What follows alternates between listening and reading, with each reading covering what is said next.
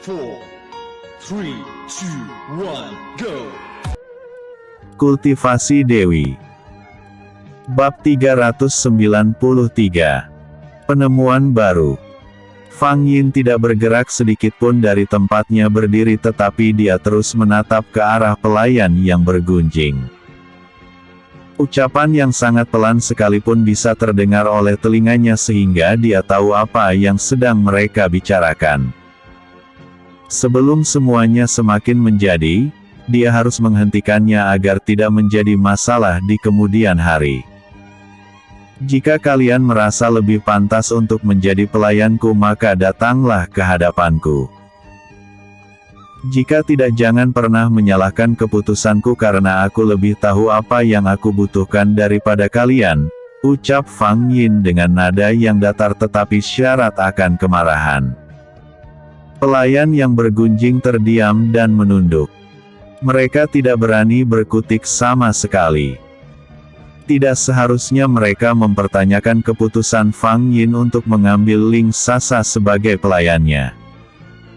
Merasa tidak ada masalah lagi, Fang Yin kembali melanjutkan langkahnya menuju ke kediamannya. Ling Sasa belum lama menjadi pelayan di sana sehingga dia belum tahu ruangan apa saja yang ada di Istana Kekaisaran. Ada beberapa ruangan yang dikhususkan untuk Fang Yin dan beberapa ruangan lain dikhususkan untuk Jian Heng. Di dalam ruangan tersebut terdapat barang-barang pribadi, memilih keduanya secara terpisah. Masing-masing dari mereka memiliki selera yang berbeda untuk menyimpan dan menata barang di dalam tempat penyimpanannya. Fang Yin tidak ingin Ling Sasa salah dalam mengambil atau meletakkan barang miliknya. Mereka berjalan berkeliling ke seluruh istana. Entah karena lelah atau apa, tubuh Fang Yin berkeringat dingin dan merasa lemas. Dengan langkah yang terburu-buru dia membawa Ling Sasa pergi ke ruangannya. Wajahnya yang pucat membuat Ling Sasa merasa ketakutan. Ini ada hari pertama dia bekerja. Dia tidak ingin terjadi kesalahan dan mendapatkan tuduhan yang membuatnya terpojok. Yang mulia, apa yang harus saya lakukan untuk membantu Anda? Tanya Ling Sasa ketika melihat Fang Yin duduk sembarangan di lantai yang masih jauh dari meja ataupun tempat tidurnya. Tangan kiri Fang Yin bertolak ke lantai untuk menjaga tubuhnya sedangkan tangan kanannya memijat pelipisnya. Biarkan aku beristirahat sebentar. Aku juga tidak tahu mengapa tiba-tiba kepalaku terasa berdenyut dan pusing. Fang Yin berusaha untuk mengatur nafasnya. Setelah rasa tidak nyamannya berkurang, dia lalu mengambil posisi untuk berkultivasi. Bagi orang awam seperti Ling Sasa, apa yang dilakukan oleh Fang Yin terlihat begitu luar biasa. Pemandangan ini bisa saja mengundang rasa ingin tahu orang-orang yang berada di luar ruangan. Untuk menghindarinya, Ling Sasa segera menutup pintu ruangan dan berdiri di kejauhan untuk berjaga-jaga. Kultivasi Fang Yin tidak berlangsung lama. Melihatnya sudah tersadar, Ling Sasa segera datang untuk menghampirinya. Wajahnya masih terlihat pucat. Maaf, Yang Mulia. Bolehkah saya membantu Anda untuk pergi beristirahat ke tempat tidur? Tanya Ling Sasa. Fang Yin menjawabnya dengan anggukan. Sikap rambut Ling Sasa membuatnya yakin jika dia memang seorang yang baik. Dia juga terlihat sangat sabar dan penuh perhatian. Aku tidak sakit. Jangan khawatir. Entahlah, aku merasa tubuhku sangat lelah saja. Fang Yin menggerakkan lehernya yang terasa sangat kaku. Apakah Anda ingin saya mengambilkan minum, Yang Mulia? Tanya Ling Sasa setelah membantu Fang Yin duduk dengan benar di atas tempat tidur. Fang Yin mengangguk. Kamu bisa mengambilnya di atas meja, ucap Fang Yin sambil menunjuk ke atas meja. Baik, Yang Mulia. Ling Sasa segera bangkit dan mengambilkan minuman yang diambilkan untuk Fang Yin. Terima kasih. Kamu bisa duduk di luar jika merasa bosan berada di sini. Aku ingin beristirahat, ucap Fang Yin. Baik, Yang Mulia. Kini Fang Yin hanya tinggal seorang diri di kamarnya setelah kepergian Ling Sasa. Dia lalu beranjak dari duduknya dan berjalan menghampiri sebuah jendela yang berada di salah satu sisi kamarnya. Setelah jendela terbuka, dia lalu menuangkan isi cangkir minumannya ke dalam sebuah pot tanaman. Tidak lama berselang, tanaman yang menyerap minuman dari cangkir Fang Yin pun menjadi layu. Bola matanya membulat saat melihatnya. Dia tidak menyangka jika ini akan terjadi. Ada seseorang yang sengaja menaruh zat berbahaya di dalam minumanku. Aku harus memeriksa semua minuman yang ada di kamar ini. Fang Yin mengambil teko di atas meja dan menuangkannya ke tanaman yang berbeda. Tanaman yang terkena minuman itu mendadak menjadi layu. Untuk memastikan zat apa yang ada di dalam air minum itu, Fang Yin mengambil sisa air dan memeriksanya. Tidak ada hal yang mencurigakan saat dia mengendusnya dengan indera penciumannya. Sepintas air ini tidak ada yang berbeda dengan air biasa. Zat yang terkandung di dalamnya tidak memiliki rasa dan aroma yang mencolok. Pantas saja aku tidak menyadari saat meminumnya. Fang Yin mengambil posisi dengan duduk sempurna. Dia ingin mengekstraksi zat racun yang telah masuk ke dalam tubuhnya sebelum semuanya menjadi netral oleh penawar alami yang ada di tubuhnya. Zat-zat itu akan terkumpul menjadi uap dan akan memadat di luar tubuhnya. Dengan energi dari dalam tubuhnya, Fang Yin mengalirkan energi untuk menekan keluar zat racun itu. Awalnya dia berpikir jika hanya zat racun yang dia konsumsi hari ini saja yang akan keluar, rupanya ada zat racun jenis lain yang mengendap di pembuluh darahnya dan tidak bisa terurai. Jika dia tidak segera menyadarinya mungkin nyawanya akan terancam. Perlahan uap racun itu keluar dari pori-pori kulitnya. Tangannya melakukan gerakan khusus yang membuat uap racun terkumpul menjadi beberapa bagian sesuai dengan sifat dan jenisnya masing-masing. Seiring dengan keluarnya zat racun dari dalam tubuhnya, Fang Yin merasakan tubuhnya berangsur membaik. Efek dari racun membuat jalur pelepasan energinya terblokir. Pantas saja tubuhku terasa sangat lemas. Rupanya ada racun yang menyumbat jalur meridianku. Aku mengakui kehebatan orang ini. Fang Yin tersenyum sinis. Dia memikirkan sebuah rencana balasan untuk pelaku yang belum diketahuinya. Untuk sementara ini, dia akan berpura-pura tidak tahu dengan minuman beracun yang ada di kamarnya. Uap racun yang telah terkondensasi diubahnya menjadi cairan. Fang Yin menyiapkan beberapa botol kecil dan menyimpan racun-racun itu ke dalamnya. Selanjutnya dia akan mempelajarinya tentang dari mana racun dengan komposisi asing itu berasal. Sebelum pelakunya benar-benar terungkap, dia tidak akan mengatakan masalah ini pada siapapun termasuk Jian Heng. Suaminya itu terkenal sangat waspada. Dia takut penyusup yang meracuninya akan kabur sebelum waktunya. Aku tetap akan berpura-pura mengalami hal yang sama dengan kemarin. Tikus kecil itu tidak boleh tahu jika aku sudah mengetahui rencananya. Fang Yin lalu membuka telapak tangannya dan keluarlah sebongkah es. Bongkahan es bergerak dengan energinya menuju ke teko tempat menyimpan air. Setelah berhenti di atasnya, dia membuatnya mencair dan mengisi teko yang telah kosong. Kepekaan telinganya mendengar sebuah langkah yang mendekat ke ruangannya. Fang Yin segera mengambil posisi untuk berbaring agar terkesan lemah. Dengan begitu, tidak akan ada yang curiga jika dia telah terbebas dari racunnya. Bersambung. Episode sebelumnya. Bab 392.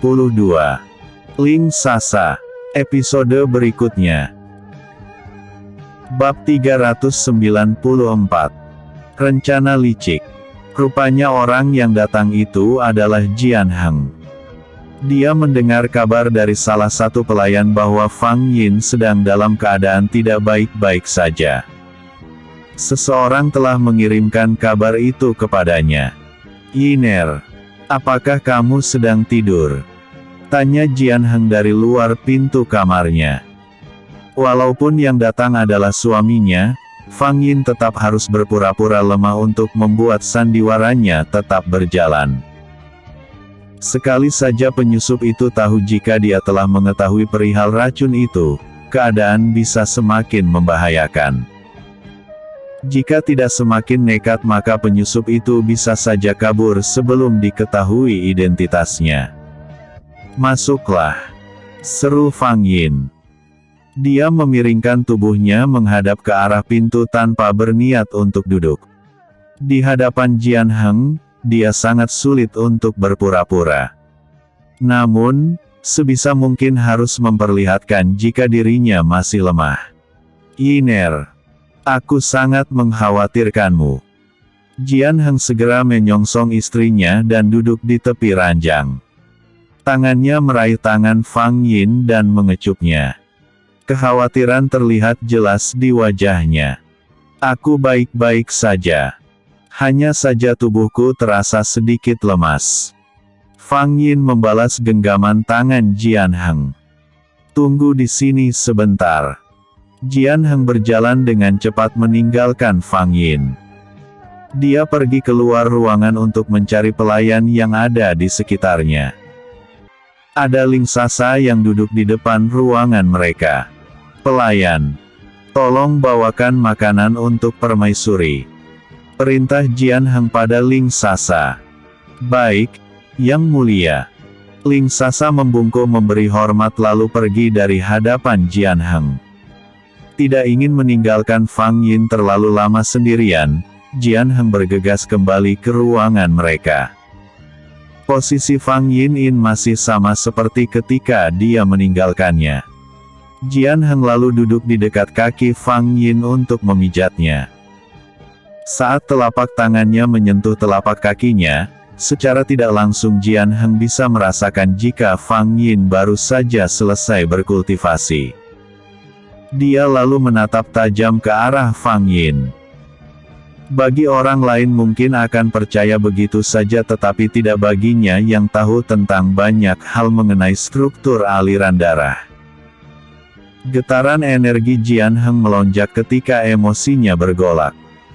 Meskipun hanya sesaat dia menyentuh telapak kaki Fang Yin tetapi getaran itu sangat terasa. Seketika Fang Yin tersentak dan terbangun dari tidurnya. Keduanya saling berpandangan dengan ekspresi wajah yang bertolak belakang. Jian Heng memperlihatkan kekecewaannya sedangkan Fang Yin merasa bersalah. Sebelum membuat rencana dia melupakan satu hal. "Sejak kapan kamu mempermainkanku, Yiner?" Jian Heng beranjak dari duduknya dan berdiri memunggungi Fang Yin. Semua rencana Fang Yin menjadi berantakan. Mau tidak mau kini dia harus menjelaskan semuanya pada Jian Heng, jika tidak maka dia akan semakin salah paham. "Aku tidak ada maksud seperti itu. Kemarilah," seru Fang Yin. Dia melangkah mendekati jendela dan membuka pintunya. Tidak lama kemudian Jian Heng menyusulnya. Fang Yin menunjuk ke arah tanaman layu yang masih basah tersiram. Kedua alis Jian Heng bertaut. Dia belum mengerti maksud dari Fang Yin menunjukkan semua itu.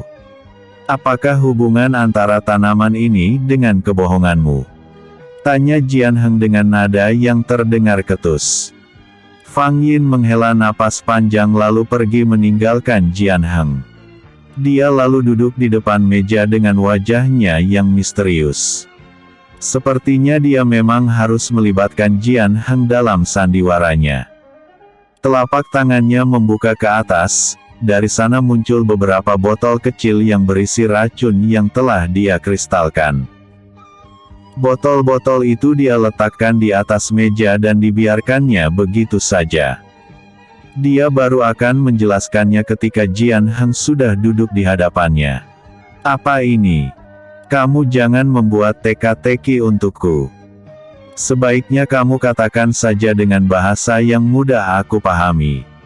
Wajah Jian Heng masih terlihat kesal saat mengatakan ini. Ada yang datang. Pembicaraan ini kita lanjutkan nanti. Aku akan kembali ke tempat tidur, jangan sampai ada yang tahu jika aku sudah baik-baik saja sekarang. Jian Heng masih belum mengerti rencana Fang Yin tetapi dia berusaha untuk mengikuti kemauannya. Apa yang dilakukan olehnya pasti memiliki alasan. Sebisa mungkin dia akan merahasiakan kesehatan Fang Yin dari siapapun. Langkah orang yang datang semakin mendekat. Mereka lebih dari satu orang. Sebelum mencapai pintu, Jian Heng sudah menyambutnya di depan pintu. Bawa masuk, seru Jian Heng. 3 orang pelayan datang membawakan makanan dan minuman untuk Fang Yin dan Jian Heng. Setelah dibukakan pintu, mereka segera masuk dan menata makanan yang dibawanya di atas meja. Mereka juga mengganti minuman dengan teko dan gelas yang baru. Fang Yin tersenyum sinis melihatnya. Dia ingin segera mengungkap dalan di balik semua ini. Menurutnya orang itu terbilang sangat berani karena telah berani melawannya. Jian Heng masih berdiri di depan pintu hingga para pelayan itu pergi meninggalkan ruangannya. Tidak ada yang aneh dengan sikap mereka. Aku yakin pasti orang lain yang menjadi penyusup di istana ini. Sepertinya tidak buruk jika aku bekerja sama dengan Kak Heng. Akan tetapi, cukup dia saja jika aku ingin rencanaku berhasil. Fang Yin bermonolog dalam hati sambil melangkah mendekati meja. Semua makanan dan minuman yang ada di atas meja harus segera diperiksa. Keberadaan racun yang tidak mudah untuk dideteksi itu sungguh membahayakan. Mungkin setelah ini Fang Yin juga perlu untuk memeriksa tubuh Jian Heng dan memastikan tidak ada racun yang mengendap di aliran darahnya. Jian Heng terkejut saat melihat Fang Yin mengeluarkan energi berwarna hijau dari telapak tangannya yang menghadap ke bawah. Dengan energi itu dia mengambil sedikit uap dari makanan-makanan itu. Dia tidak melihat sesuatu yang mencurigakan di sana. Terakhir, dia memeriksa minuman di dalam teko. Sebuah senyuman tersungging di bibir Fang Yin. Penyusup itu kembali menaruh racun di dalam minumannya. Semua makanan aman tetapi tidak dengan minuman ini. Jangan sekali-kali kamu meminumnya, seru Fang Yin. Jian Heng sedikit terkejut saat mendengar penuturan Fang Yin. Jadi itu alasan istrinya berpura-pura lemah seolah sedang menderita sesuatu.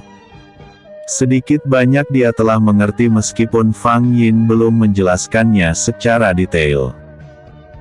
Setelah tahu jika minuman itu mengandung zat berbahaya, Jian Heng segera mengambil teko dan membawanya ke dekat jendela. Tunggu. Jika kita selalu membuang air minum dan menyiramkannya pada tanaman, maka lambat laun penyusup itu akan curiga dan mengetahui jika kita sudah tahu kejahatannya. Jian Heng kembali ke meja dan meletakkan teko yang dibawanya pada tempatnya semula. Lalu apa yang harus kita lakukan dengan air ini? Bagaimana jika orang lain meminumnya? Tanya Jian Heng. Setiap racun pasti ada penawarnya. Kita akan membuat penawar untuk racun ini. Dengan begitu mereka tidak akan curiga dan menganggap kita tetap meminum air beracun yang mereka berikan. Fang Yin berbicara serius pada Jian Heng. Sekarang sepenuhnya Jian Heng akan mengikuti rencana Fang Yin dan tidak perlu penjelasan mengenai apapun. Dengan yakin dia mengangguk untuk mengambil langkah yang akan ditempuh selanjutnya. Aku akan membuat pelindung di sekeliling ruangan agar tidak ada yang mengganggu kita, ucap Jian Heng sambil memulai berkonsentrasi. Tapi sebelum itu, aku ingin memeriksa apakah ada endapan racun di tubuh Kak Heng atau tidak. Lagi-lagi, Jian Heng hanya bisa mengangguk. Dalam hal ini Fang Yin lebih tahu segalanya. Belum ada yang bisa dia lakukan untuk membantunya. Setiap hari kita minum dari cawan yang sama. Aku yakin racun itu juga ada di tubuhku. Jian Heng mulai bersiap untuk mengambil posisi di hadapan Fang Yin. Fang Yin mengangguk. Setelah keduanya sama-sama siap, Fang Yin mulai mengalirkan energi yang mampu menembus aliran darah Jian Heng. Dia menggunakan jenis energi yang sama dengan yang digunakannya saat membersihkan endapan racun di dalam tubuhnya. Hingga beberapa saat Fang Yin terus melakukan hal yang sama seperti yang dilakukannya sebelum Jian Heng tiba di sana. Cukup mengherankan, di dalam tubuh Jian Heng sama sekali tidak ada racun yang mengendap. Meskipun Fang Yin mengulanginya hingga beberapa kali tetapi hasilnya tetap sama. Tidak ada endapan racun di dalam tubuh Kak Heng. Ini adalah berita yang bagus tetapi aku juga merasa aneh. Fang Yin mengungkapkan rasa keheranannya. Hal ini tentunya juga mengejutkan bagi Jian Heng. Setiap hari dia juga meminum air dari teko yang sama dengan Fang Yin. Rasanya sulit dipercaya jika dirinya tidak terkena efek dari racun yang dicampurkan ke dalamnya. Untuk membuktikan jika minuman beracun itu tidak berpengaruh pada tubuh Jian Heng maka dia meminta izin pada Fang Yin untuk meminum air beracun. Permintaan dari Jian Heng memang terdengar sedikit mengejutkan tetapi Fang Yin tahu apa tujuannya. Untuk itu, dia pun tidak keberatan karena sesungguhnya racun yang ada di dalam minuman bekerja sangat lambat. Jian Heng mengambil sebuah cangkir lalu menuangkan air minum ke dalamnya. Dia menghabiskannya dalam sekali tenggak. Setelah itu, Fang Yin kembali memeriksa tubuhnya dari pengaruh racun tersebut. Apa yang terjadi pada mereka harus benar-benar dianalisis agar tidak terjadi sebuah kesalahan. Telapak tangan kiri Fang Yin menempel pada bahu kiri Jian Heng sedangkan telapak tangan kanannya mendorong ke depan untuk mengalirkan energi. Dengan begitu, dia bisa merasakan aliran air beracun di dalam tubuhnya. Apa yang terjadi selanjutnya lebih membuat Fang Yin merasa keheranan. Dia merasakan racun itu tetapi langsung terurai oleh tubuhnya. Sepertinya racun di dalam minuman memiliki formula khusus yang bisa bereaksi pada wanita. Tidak ingin membuang banyak energi, Fang Yin memilih untuk mengakhiri penelitiannya. Untuk memastikan kebenaran teori yang didapatnya, dia juga harus meminum kembali air beracun dan melihat bagaimana proses di dalam tubuhnya. Tanpa ragu-ragu dia menenggak minuman beracun agar bisa membuktikan dan menarik sebuah kesimpulan. Jian Heng terkejut dengan apa yang dilakukan oleh Fang Yin tetapi tidak berani melarangnya. Istrinya itu pasti telah memikirkan apa yang dilakukannya saat ini. Dia hanya cukup berjaga-jaga untuk memastikan kondisinya baik-baik saja. Aura energi berwarna putih menyelimuti tubuh Fang Yin. Hawa dingin terasa menusuk kulit. Jika saja orang biasa yang berada di hadapannya mungkin seketika itu juga dirinya akan membeku. Lain halnya dengan Jian Heng yang memiliki armor pelindung yang mampu menangkis hawa dingin tersebut. Jian Heng tidak banyak mengerti tentang ilmu pengobatan terutama teknik baru yang mungkin baru ditemukan oleh Fang Yin. Menurutnya saat ini istrinya tengah berjuang untuk melakukan pengobatan untuk dirinya sendiri atas zat beracun yang masuk ke dalam tubuhnya. Namun, sepertinya apa yang dipikirkannya itu salah. Justru Fang Yin malah membiarkan racun itu masuk dan melihat seperti apa cara kerjanya. Sebuah reaksi energi mulai terjadi pada tubuh Fang Yin. Terlihat keringat mulai membasahi pelipisnya dan mengalir di kedua sisi wajahnya.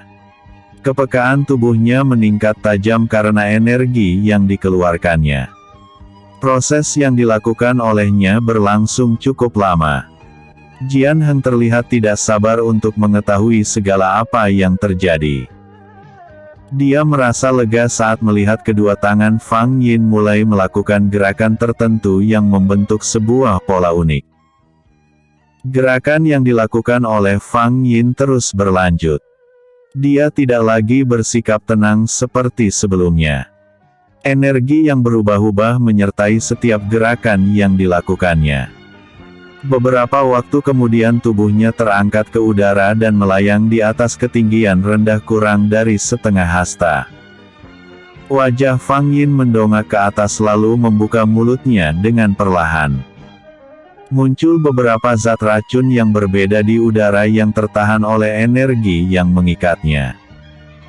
Zat-zat itu tetap berada di sana meskipun Fang Yin telah turun dan selesai melakukan pengobatan. Kelopak matanya terbuka dan menatap zat-zat yang berada di depan wajahnya bergerak turun seiring dengan gerakan tangannya. Zat-zat itu masih berwujud sebuah gumpalan uap yang belum dipadatkan. Bukan hal yang sulit bagi Fang Yin untuk merubahnya menjadi pil racun dan atau kristal racun. Dia segera mengeluarkan botol-botol kecil dari dalam cincin penyimpanannya. Dengan cepat dia memasukkan racun-racun itu ke dalam botol yang berisi racun sejenis yang telah dikumpulkan oleh Fang Yin sebelumnya. Terlalu lama berada di udara terbuka akan membuat sifat dari racun itu mengalami perubahan. Rupanya racun itu memang dirancang khusus untuk tubuh seorang wanita. Selain berpengaruh pada kesehatan, racun ini juga memiliki efek yang besar bagi organ reproduksi. Endapan racun yang mencapai batas tertentu dalam darah bisa menghambat seseorang untuk memiliki keturunan. Otak yang cerdik. Fang Yin tersenyum miring saat mengetahui kenyataan ini. Orang itu sangat licik. Kita harus segera melakukan tindakan dan menghukumnya seberat mungkin, Yiner. Emosi yang besar terlihat jelas di wajah Jian Heng. Dia tidak menyangka ada orang yang diam-diam membuat keduanya tidak memiliki penerus. Meskipun belum jelas siapa orangnya tetapi dia sangat yakin jika dia adalah seorang ahli racun yang sangat berpengalaman. Kita tidak boleh gegabah. Keluarga kita tidak boleh ada yang tahu tentang masalah ini mengingat sikap tidak sabaran mereka. Aku ingin menangkap penyusup dan mencari tahu siapa saja orang yang terlibat di dalamnya. Sebaiknya Kak Heng bersabar dan tetap berpura-pura tidak terjadi apa-apa. Sepertinya aku akan berpura-pura hamil agar ibu dan nenek tidak memberiku banyak pertanyaan. Fang Yin menyangga kepalanya dengan kedua tangannya dengan wajah yang menunjukkan ketidakberdayaan. Seharusnya dirinya benar-benar hamil, bukan hanya berpura-pura seperti yang akan dilakukannya. Bersambung. Episode sebelumnya. Bab 393. Penemuan baru. Episode berikutnya. Bab 395. Mencurigakan. Sebenarnya Fang Yin tidak bermaksud untuk membohongi keluarganya. Dia terpaksa melakukan semua ini untuk mengecoh penyusup yang saat ini tinggal di sekitarnya. Jian Heng akan mendukung apa yang dilakukannya. Tidak boleh ada yang tahu tentang kejadian sebenarnya sebelum mereka berhasil menemukan petunjuk. Setelah tahu masalah yang sebenarnya Jian Heng bisa kembali bekerja dengan tenang. Fang Yin tidak lagi berpura-pura di hadapannya. Dia pun pergi dari kamar mereka untuk melanjutkan pekerjaannya. Di luar kamar, Ling Sasa masih duduk menunggu perintah dari Fang Yin. Sebagai pelayan pribadi, dia tidak mungkin meninggalkan majikannya seorang diri. Tidak ada pekerjaan lain yang bisa dilakukannya selain menjalankan perintah dari Fang Yin. Jian Heng menatapnya heran ketika berjalan melewatinya. Keberadaan racun di dalam minumannya membuat Fang Yin lupa mengatakan jika dia telah mengangkat seorang pelayan pribadi. "Apa yang kamu lakukan di sini?" tanya Jian Heng saat berada tepat di hadapan Ling Sasa. Ling Sasa membungkuk memberi hormat dan terus menunduk. Dia tidak berani untuk menunjukkan wajahnya. "Ampun, Yang Mulia. Yang Mulia Permaisuri meminta saya untuk menjadi pelayan pribadinya. Saya diminta untuk menunggu di luar selama beliau beristirahat," jelas Ling Sasa tanpa merubah posisinya. Masalah ini tidak begitu penting untuk Jian Heng. Dia memilih untuk melanjutkan perjalanannya menuju ke ruang kerjanya. Dia meninggalkan Ling Sasa tanpa berkata apa-apa lagi. "Mungkin Yiner lupa memberitahuku tentang pelayan itu padaku," Jian Heng bergumam dalam hati sambil terus berlalu. Setelah kepergiannya, dua orang pelayan datang menghampiri Ling Sasa dengan wajah yang sulit ditebak. Mereka berdiri tepat di hadapan Ling Sasa dan saling berpandangan satu sama lain. Masing-masing memberi kode sebuah anggukan yang mengandung maksud tertentu. "Apa yang dikatakan Yang Mulia Kaisar padamu?" tanya salah seorang dari mereka. Ling Sasa menggeleng lalu berkata, "Tidak ada." Sebagai seorang abdi yang setia, dia tidak mungkin membocorkan hal sekecil apapun pada orang lain meskipun itu bukanlah suatu hal yang rahasia. Pelayan yang lain menatap Ling Sasa sinis. Keduanya terbilang lebih senior di sana dan menganggap Ling Sasa sebagai pelayan baru yang sombong. Jawaban darinya membuat kedua pelayan itu tersinggung dan merasa direndahkan. "Kamu tidak lupa jika masih baru bekerja di sini, bukan? Jangan mencoba untuk bermain-main denganku. Aku tidak peduli meskipun kamu adalah pelayan pribadi Yang Mulia Permaisuri. Di luar jam kerja, kamu tetaplah bawahan kami," ucapannya sambil menunjuk-nunjuk wajah Ling Sasa.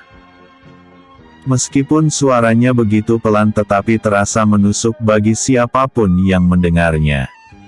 Mereka merasa berkuasa dan bertingkah seolah-olah statusnya lebih tinggi dari Ling Sasa. Keringat dingin membasahi telapak tangan Ling Sasa. Demi menjaga kepercayaan majikannya, dia harus rela dipecundangi oleh dua pelayan seniornya itu. Setidaknya dia bisa tenang untuk saat ini di mana mereka tidak mungkin menyakitinya ketika berada di istana Fang Yin. "Percuma kita berbicara dengan patung. Lebih baik kita pergi beristirahat sekarang." Pelayan lain ikut merasa jengah dengan sikap Ling Sasa. "Kamu benar." Setelah mengatakan itu, keduanya pergi dengan pongahnya. Dari balik sebuah tanaman yang rimbun, seseorang sedang melihat ke arah mereka. Tempatnya begitu tersembunyi sehingga tidak ada yang bisa melihatnya. Dia menyunggingkan senyuman saat melihat dua pelayan itu berhasil menindas Ling Sasa. "Semoga saja nanti mereka tidak menggangguku lagi." Ling Sasa berharap sesuatu yang mustahil. Percakapan mereka juga tidak luput dari pendengaran Fang Yin. Dari atas tempat tidurnya, dia bisa mendengar dengan jelas setiap ucapan mereka. Suara sepelan apapun bisa dia dengar, terlebih lagi mereka berada dalam jarak yang begitu dekat. "Aku tidak ingin Ling Sasa ditindas oleh siapapun." Sikapnya sudah benar, di mana dia tidak mengatakan sesuatu tentang percakapannya dengan Kak Heng. "Sepertinya aku perlu memberikan apresiasi dengan sesuatu yang tidak kentara agar tidak menimbulkan rasa iri." Fang Yin memikirkan sebuah ide. Sebelum dirinya menemukan solusi untuk Ling Sasa, maka dia tidak akan memanggilnya masuk. Fang Yin berjalan mondar-mandir di dalam kamarnya sambil berpikir. Banyak hal yang dia pertimbangkan untuk kembali membuat keputusan. Cukup lama dia menghabiskan waktu untuk berpikir. Merasa tidak kunjung menemukan solusi, dia terpaksa berjalan keluar ruangan untuk menemui Ling Sasa. Mungkin saja dia bisa menemukan ide dengan melihat suasana yang berbeda. Yang mulia, apakah Anda sudah baik-baik saja? Tanya Ling Sasa sambil berlari menghampiri Fang Yin yang baru saja keluar dari ruangannya. Aku sudah mendingan. Hanya tinggal pusing sedikit saja. Fang Yin mencari tempat bersandar dan merebahkan punggungnya pada sebuah tiang. Wajah Ling Sasa berbinar. Dia merasa senang saat melihat kondisi tubuh Fang Yin sudah membaik. Kulit wajahnya masih tampak putih pucat tetapi tidak terlihat seperti ketika dia meninggalkannya. Di kejauhan dia melihat kepala pelayan sedang berjalan tergesa menuju ke arahnya. Ucuk dicinta ulang pun tiba, batinnya.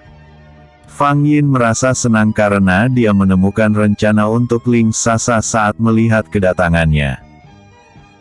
Ling Sasa menoleh ke arah pandang Fang Yin karena merasa penasaran mengapa majikannya itu menoleh cukup lama.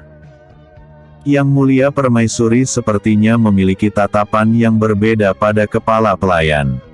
Apakah dia sengaja memanggilnya untuk datang? Ling Sasa merasa begitu penasaran. Selamat sore, Yang Mulia Permaisuri. Kepala pelayan memberi hormat pada Fang Yin sambil bersalam. Kebetulan kamu datang. Oh, iya, berita apa yang kamu bawa? Tanya Fang Yin memberi kesempatan pada kepala pelayan untuk berbicara terlebih dahulu sebelum dirinya memberi perintah. Kepala pelayan mengeluarkan sebuah buku yang berisi laporan bulanan kebutuhan istana. Setiap 1 bulan sekali dia membuat laporan dan menyerahkannya pada Fang Yin. Saya ingin menyampaikan ini kepada Yang Mulia. Fang Yin menerima buku laporan yang disodorkan oleh kepala pelayan tanpa ada niat untuk memeriksanya saat ini. Dia memiliki tujuan yang berbeda di dalam kesempatan ini. Jika tidak segera berbicara, dia takut akan melupakannya karena tergeser oleh sebuah masalah baru. Ada sesuatu yang harus kamu kerjakan. Tolong siapkan kamar Ling Sasa yang tidak terlalu jauh dari kamarku. Aku ingin dia cepat-cepat datang ketika aku memanggilnya. Kepala pelayan melirik ke arah Ling Sasa dengan tatapan tidak senang. Dia merasa jika nasib pelayan baru itu begitu mujur. Fang Yin selalu memperhatikannya dan memberikan perlakuan istimewa padanya. Untuk sementara hanya kamar yang berada di sebelah kamar saya yang kosong, Yang Mulia, jawab kepala pelayan dengan nada yang terdengar tidak ikhlas. Selama ini dia sengaja mengosongkan ruangan di sebelahnya karena ingin merasa leluasa.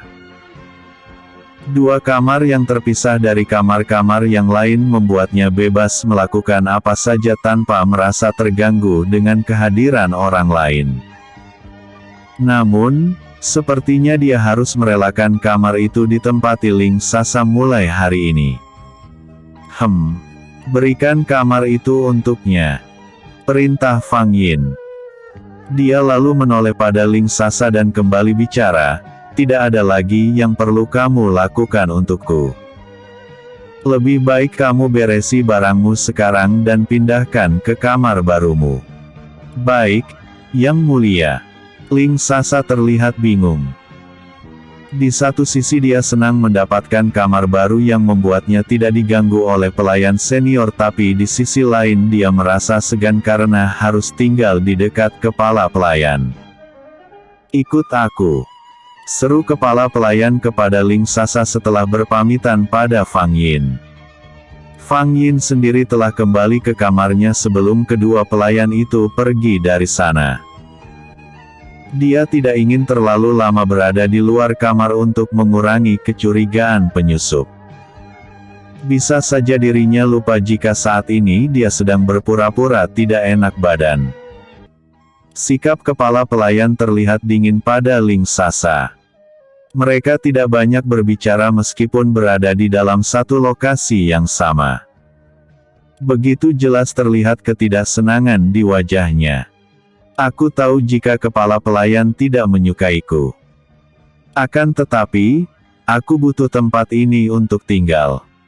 Semoga saja sikap kepala pelayan bisa berubah, gumam Ling Sasa dalam hati. Sebelum hari terlalu sore, Ling Sasa harus cepat-cepat selesai berkemas dan membersihkan dirinya. Pada sore hari, banyak kesibukan yang harus dilakukannya. Sebagai seorang pelayan pribadi, dia harus memberikan seluruh waktunya untuk melayani majikannya. Yang mulia, bolehkah aku membantumu untuk melakukan sesuatu? Tanya Ling Sasa sambil mengetuk pintu ruangan Fang Yin. Masuklah. Tanpa menunggu lama, Fang Yin langsung menjawabnya karena saat ini dia tengah menikmati buah-buahan segar di depan meja. Ling Sasa berjalan mendekat, memberi hormat lalu berdiri di samping Fang Yin agak jauh untuk menunggu perintah darinya. Dia tidak bisa sembarangan mengerjakan sesuatu meskipun tangannya sudah gatal saat melihat meja dan tempat tidur yang berantakan. Ambilkan aku peralatan mandi. Kita pergi ke pemandian setelah kamu selesai menyiapkannya. Perintah Fang Yin sambil terus mengunyah makanannya. Baik, Yang Mulia. Ling Sasa segera melakukan perintah Fang Yin. Pengalaman sebelumnya di mana dia mandi terlalu malam menimbulkan kehebohan. Tidak ingin itu kembali terjadi, Fang Yin memilih mandi saat hari masih terang. Matahari yang masih bersinar akan meredam cahaya dari simbol naga yang mengeluarkan cahaya ketika tersentuh oleh air. Semuanya sudah siap, Yang Mulia, ucap Ling Sasa sambil menatap tidak percaya ke sekelilingnya. Keadaan meja dan tempat tidur Fang Yin sudah terlihat rapi padahal dia tidak melihat atau merasakan pergerakan darinya. Perasaan aneh menyelimuti dirinya. Rumor tentang kekuatan Fang Yin memang telah menyebar luas tetapi dia masih keheranan ketika melihatnya secara langsung. Fang Yin beranjak dari duduknya dan berjalan mendahului Ling Sasa tanpa mengatakan apapun. Mereka pergi menuju ke tempat pemandian. Di luar istana kekaisaran terdengar sebuah kehebohan. Mereka kembali melihat cahaya aneh di langit ketika Fang Yin sedang mandi. Namun, kali ini mereka tidak bisa melihat asal dari cahaya itu karena terhalang oleh cahaya matahari yang masih bersinar terang dan menyamarkan cahaya di atas pemandian. Tubuh Ling Sasa gemetar saat merasakan tekanan energi yang sangat besar ketika dia menunggu Fang Yin di depan pintu.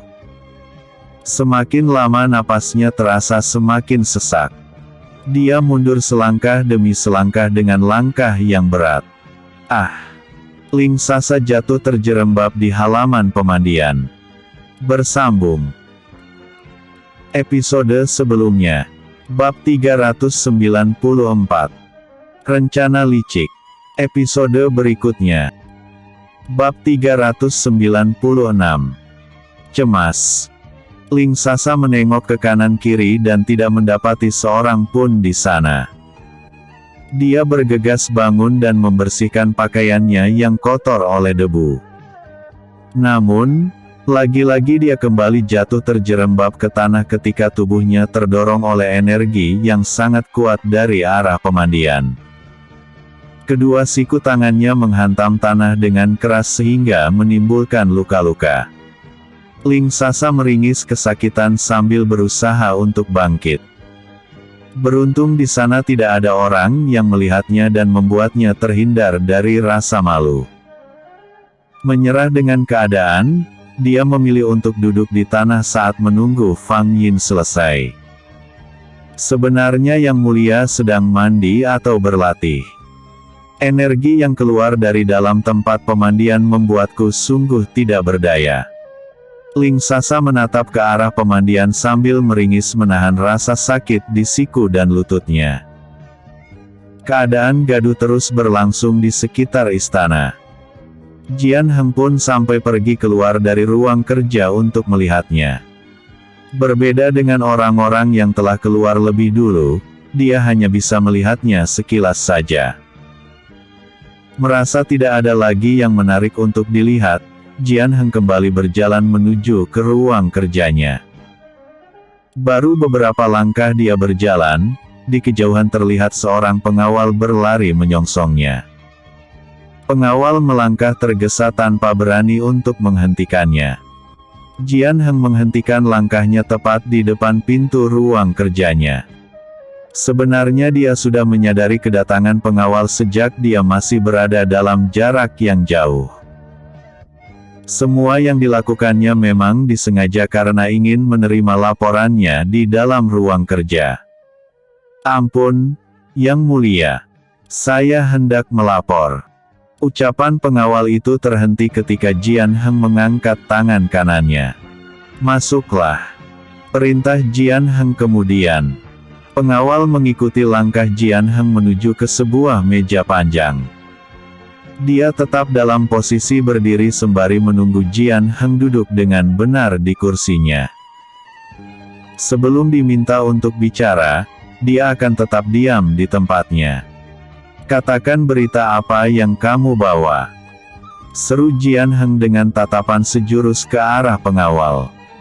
Saya ingin menyampaikan bahwa rombongan dari benua tengah telah tiba di istana.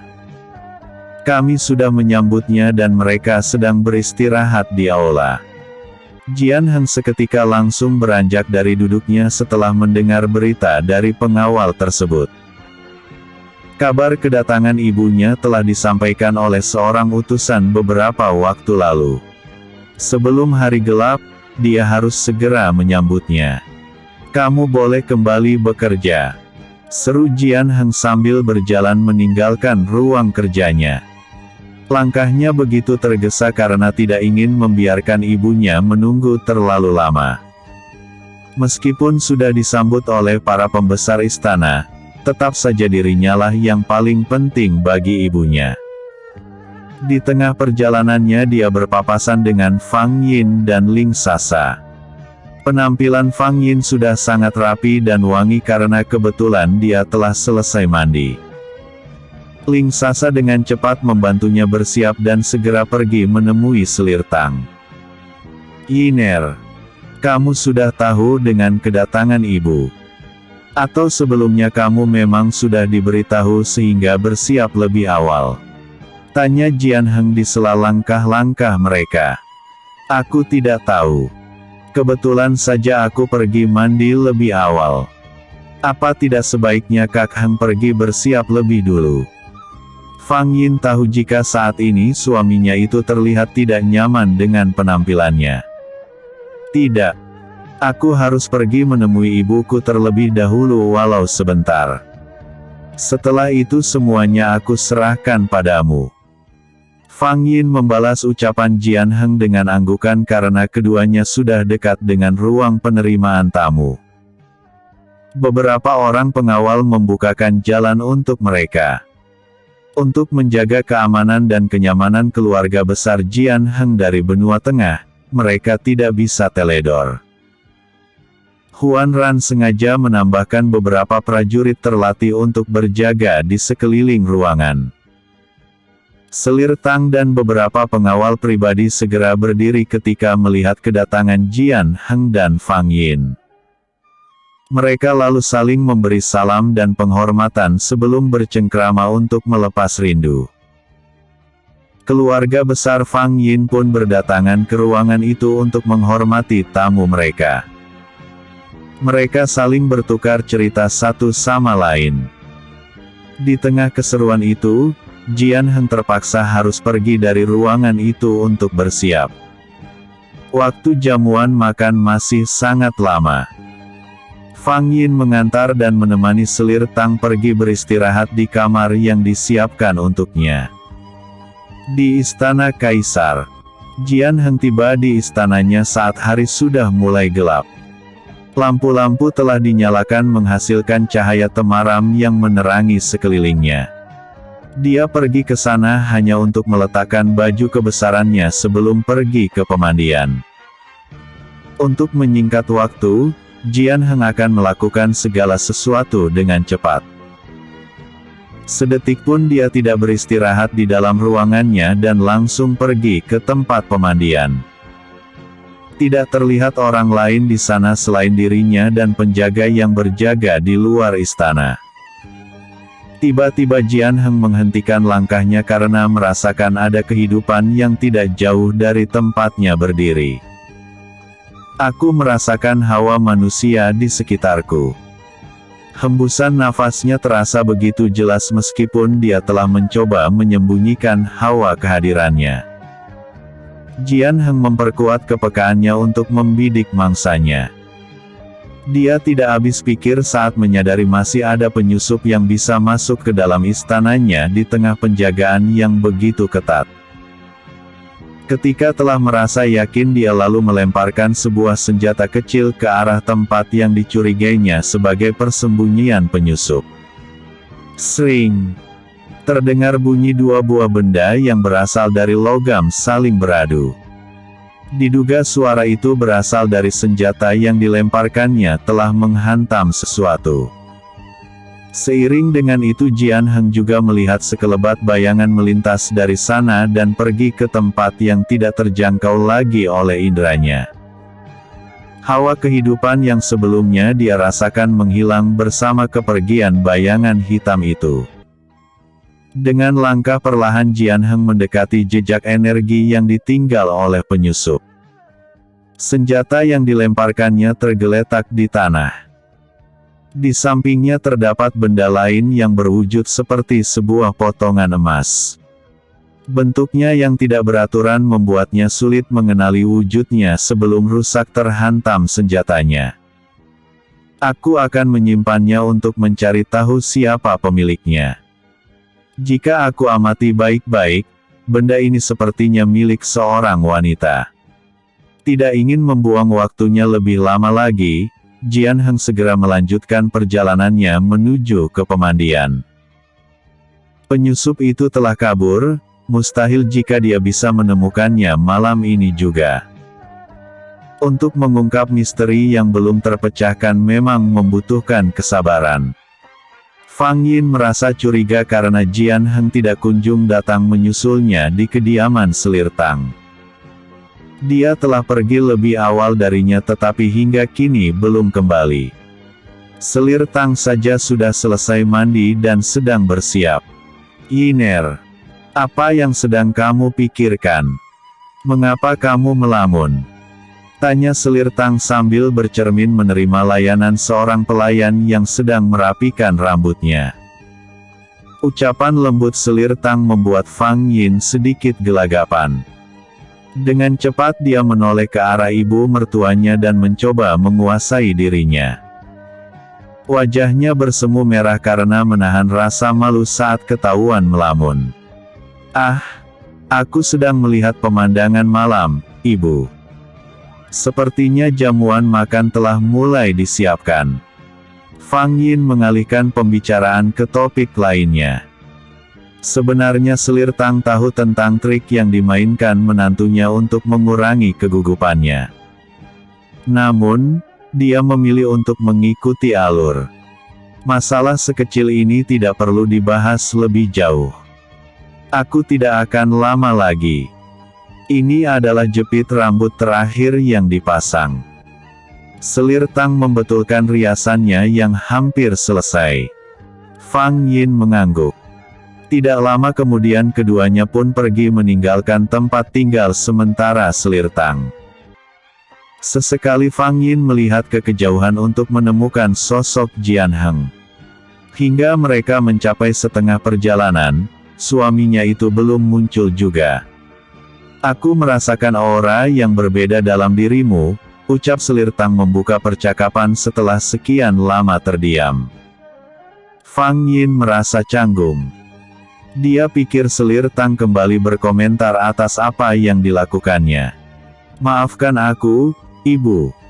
Aku terlihat cemas karena sudah cukup lama Kak Heng pergi tetapi belum juga kembali. Suara Fang Yin terdengar gugup. Selir Tang tersenyum. Jadi sejak tadi Yiner terlihat gelisah karena sedang memikirkan putraku. Benar juga, kemana anak nakal itu? Dia pergi sebelum hari gelap tapi sampai saat ini belum juga kembali. Selir Tang bermonolog dalam hati. Tidak biasanya Kak Heng berlama-lama ke pemandian. Rasanya tidak mungkin jika dia bersiap dan belum selesai hingga sekarang.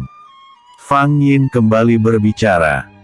Selir Tang akhirnya menunda hal serius yang ingin dikatakannya pada Fang Yin. Saat ini urusan Jian Heng lebih penting dari itu semua. Apa yang dilakukannya sudah di luar batas kebiasaannya. Hal ini memang perlu untuk dikhawatirkan. Mungkin kita perlu memeriksanya. Namun, sebelum itu kita cari tahu dulu apakah dia sudah mendahului kita pergi ke ruang perjamuan atau belum. Fang Yin setuju dengan pendapat Selir Tang. Dia memanggil seorang pengawal untuk melakukan tugas ini. Sementara itu, dia dan Selir Tang tetap berada di sana untuk menunggu kabar darinya. Baik Fang Yin maupun Selir Tang merasa harap-harap cemas menunggu kedatangan pengawal yang mereka kirim. Jarak antara ruang perjamuan dan tempat mereka berhenti cukup jauh sehingga mereka harus bersabar. Pengawal yang mereka kirim sudah berusaha untuk pergi dengan cepat dengan berlari. Setelah menunggu hingga beberapa saat, sekonyong-konyong bayangannya muncul dari kegelapan. Pengawal memberi hormat sambil mengatur napasnya sebelum berbicara. Pulang pergi dengan berlari membuatnya terengah. Ampun, Yang Mulia Permaisuri. Yang Mulia Kaisar tidak ada di ruang perjamuan. Selir Tang dan Fang Yin saling berpandangan ketika mendengarnya. Kabar ini sedikit mengherankan bagi mereka. Rasanya sangat aneh jika Jian Heng berlama-lama berada di istana sementara ibunya tengah datang. Mereka tidak bisa menebak apa yang terjadi pada Jian Heng. Istana Kaisar adalah tempat yang cukup tertutup dan sulit ditembus oleh musuh. Walaupun begitu, mereka harus pergi untuk memeriksanya dan melihat apa yang sedang terjadi. Fang Yin dan Selir Tang bergerak cepat menuju ke sana. Jangan bertindak gegabah, Yiner. Kita harus melakukan segala sesuatu dengan penuh perhitungan. Selir Tang mengingatkan Fang Yin agar waspada. Baik, Ibu. Keduanya semakin dekat dan hampir mencapai istana Kaisar. Ketidakberesan mulai terasa dan membuat Fang Yin berpikir dengan cepat. Tunggu, Ibu. Seru Fang Yin pada Selir Tang dan memaksanya untuk berhenti di tempat yang tersembunyi di luar istana. Bersambung. Episode sebelumnya. Bab 395. Mencurigakan. Episode berikutnya. Bab 397. Penyusup.